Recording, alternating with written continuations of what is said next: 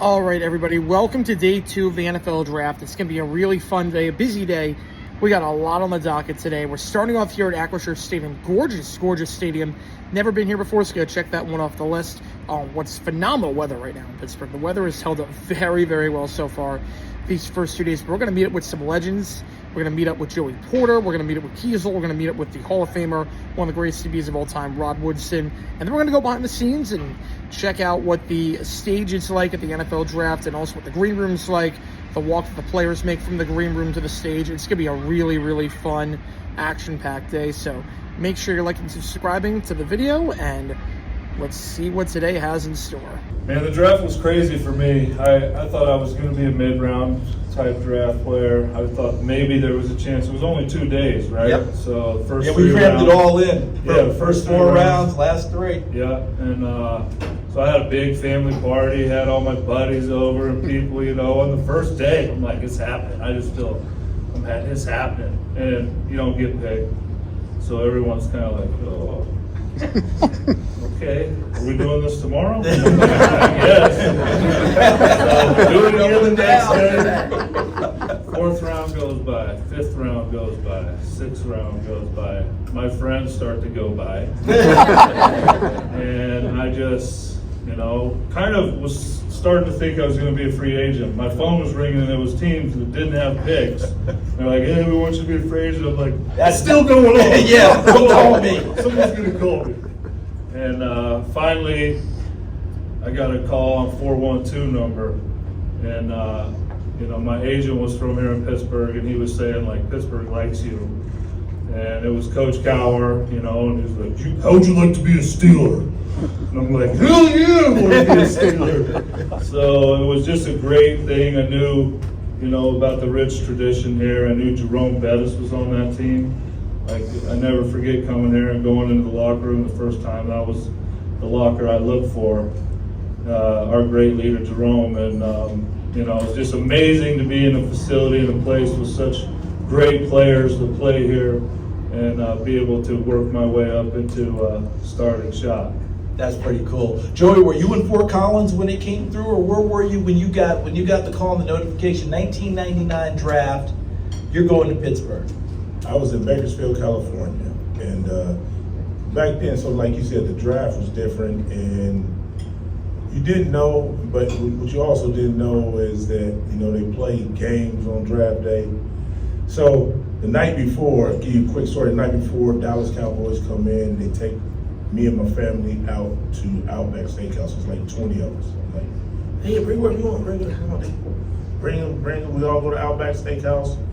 He pulls out a cell phone. He says, I'm going to give this cell phone to your brother. We're going to call him when we pick you. We're going to take you with the 52nd pick tomorrow in the 2nd round. And I'm like, shit, this steak all of a sudden came real good. Bring 2. Yes, we eat. I'm like, damn.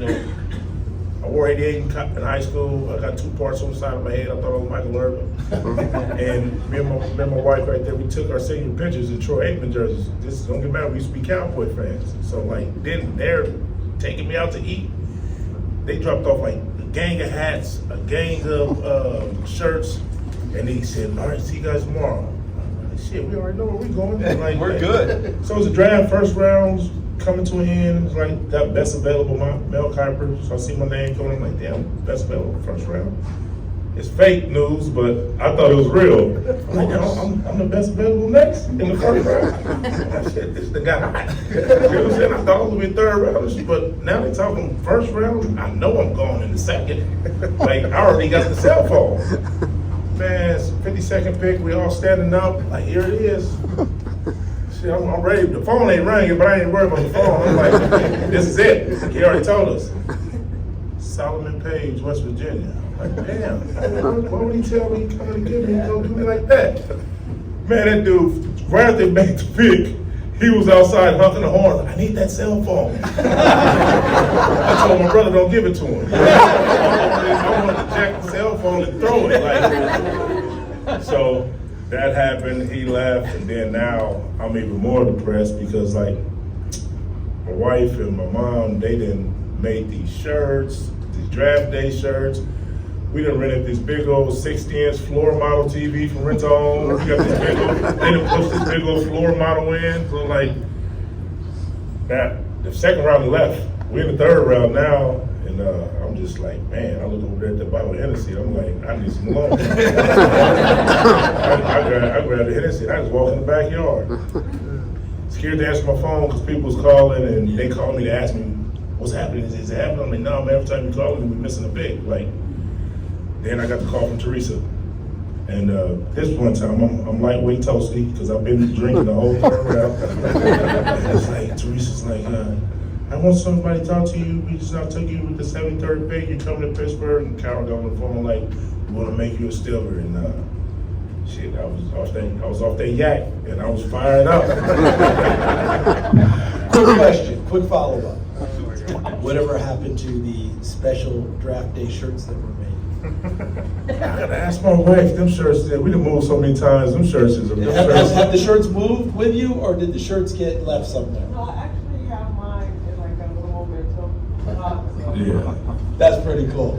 That is pretty cool. It was old school airbrush shirts. Yep. My son is about to be a draft pick. All right, you're ready to go.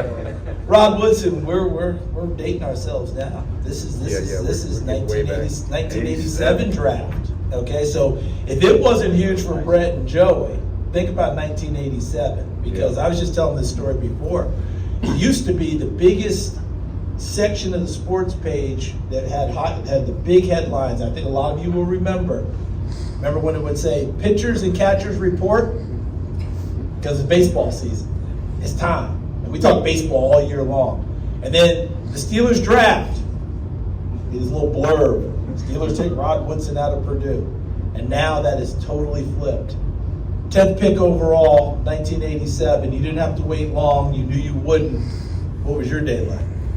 I mean, I was in Fort Wayne, Indiana, West Jefferson Street, my mom and dad's house, with mom and dad, Eugene Parker, Marvin Demoff was my agent, and never talked to the Steelers. So I thought I was going to go, like, they said I was somewhere between the 3rd pick to the 5th pick.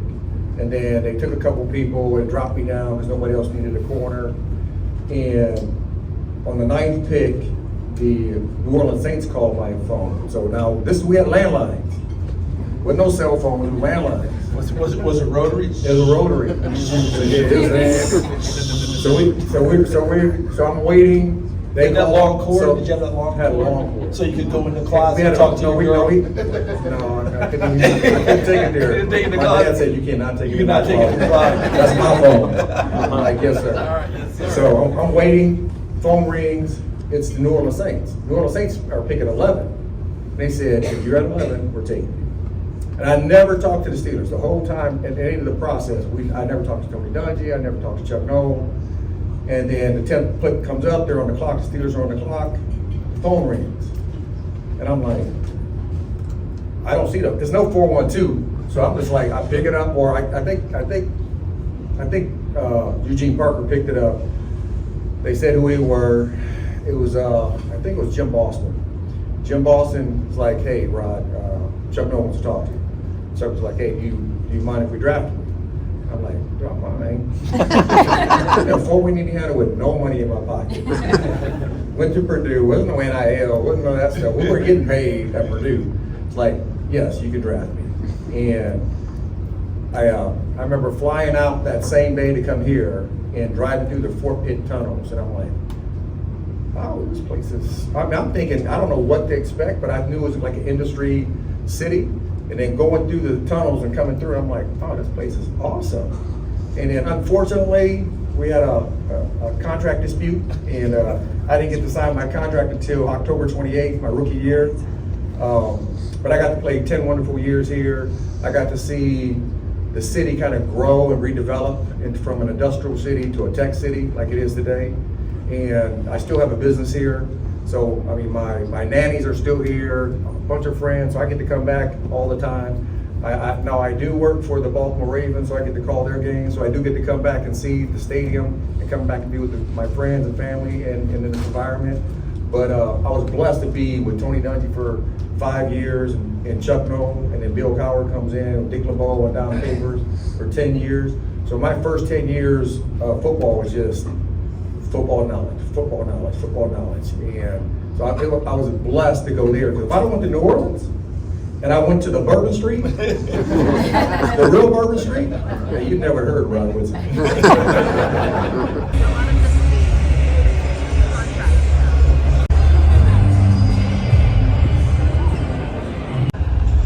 So all of these logos have the map of the city inside of them. So this is Atlanta. You see the city map right there. And if you want to know what Jacksonville is like, obviously didn't get to see this night one because the Jags had no picks, but there you go. They did a really good job with the logos this year. This is a really nice tunnel. And in case you're wondering with Arizona, they just had no idea what they wanted to do, whether they want to go Phoenix or Glendale, so they just said, let's do the entire state. Let's do the entire state where they play. So everything is like very, very compressed with Arizona. I was also kind of curious what they're going to do for New York. Obviously, they play in New Jersey. It's where you don't see East Rutherford on here. You see Newark. East Rutherford's kind of buried on here. But you do see New York, you see Long Island where the Jets used to play when they played at Shea.